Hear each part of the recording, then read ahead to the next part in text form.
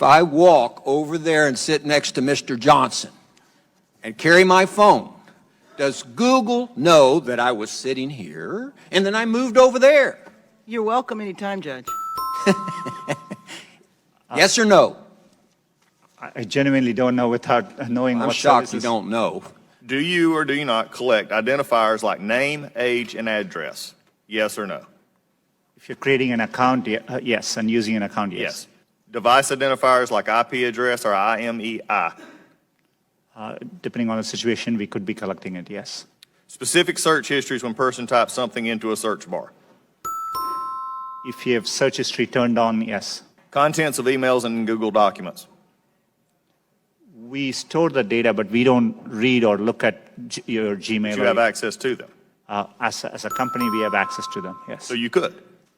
Saying you don't or don't, I'm not asking do you or don't. I'm saying you could, though there is a possibility. We have clear established policies on how we would do that data. GPS signals, Wi-Fi signals, Bluetooth beacons?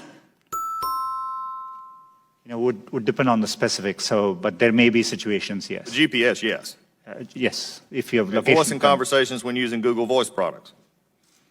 We give an option to turn on or off. And But if a person didn't know it, voice and conversations when using Google Voice products? Yes. We only record when they initiated with OK Google and then say the terms after. Do you believe that Google has been brought out here in some question is biased? Congressman, it's really important to me that we approach our work in an unbiased. Do you believe that Google is biased? It's either yes or no. No, not in our approach. Why, number one, does Google need all this information? We can answer that in the fact that 86% of your revenue comes from advertising, so we know you manipulate the data in some ways. However, can you explain what you do to minimize this data, which is generally an accepted standard practice among those who collect data?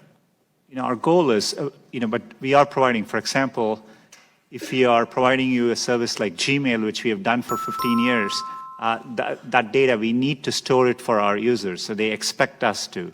So we are trying hard to match users' expectations.